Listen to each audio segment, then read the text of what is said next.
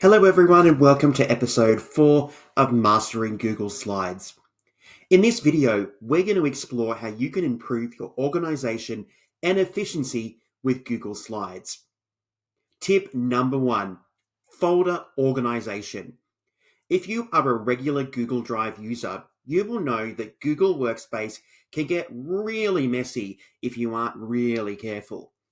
For this reason, it's really important that when you are creating Google Slides, you implement best practices and make sure that you organize your Google Slides presentations into folders by having a clear naming structure that will make it easy for you to find those presentations when you really need them and you're searching through your Google Workspace trying to find them.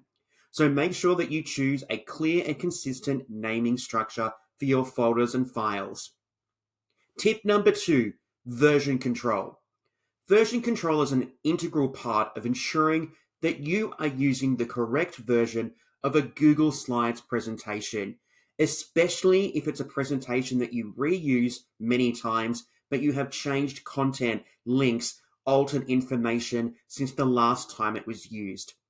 Make sure that you regularly save different versions using those naming conventions we mentioned in tip number 1 to make sure that you are using the correct Google Slides presentation when you need to be using it, whether it's with students, colleagues, or your school community. Tip number 3, a table of contents. It's a really good idea to create a table of contents slide with hyperlinks to quickly navigate through lengthy presentations. If you're someone who uses the same presentation for an entire course, module, or topic, adding a table of contents will make your life so much easier. You'll be able to use the hyperlinks to quickly access particular slides, particular topics, particular areas that you need really quickly. I've seen slides with 200, 300, 400 slides, so having that table of contents means you don't have to navigate through all of those slides to find and end up where you should be. Tip number 4, slide templates.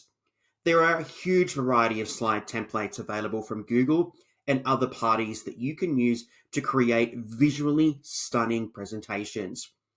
However, if you'd like to do something on your own, another way to create consistent templates and layouts is to create your own. And that's really simple when you use the theme builder within Google Slides. Here, you can ensure that you have consistent formatting across your presentation, making your presentations look like $1 million, plus saving you lots of time. You don't have to go and edit, you don't have to go and do anything, just adjust through the theme builder. And finally, tip number 5, backup and restore. Gone are the days of losing your work because you've got a corrupted USB or external hard drive. And trust me, I have had that happen to me many times, and I have lost thousands and thousands of hours of work before. Backing up and saving your presentations in cloud-based locations such as Google Drive will ensure that you have that data available to you. It is safe and it is easier to recover. Using cloud-based storage today is really what is considered best practice. Try and move away from those USBs and external hard drives and access those cloud-based storage systems. Well, that brings us to the end of this episode of Mastering Google Slides, where we've had a brief look today at 5 ways that you can be efficient with your organization when you're using this amazing Swiss Army knife of a tool as part of the Google Workspace ecosphere. Thank you so much for watching. My name is Tristan and I am the creator of Evolve EdTech.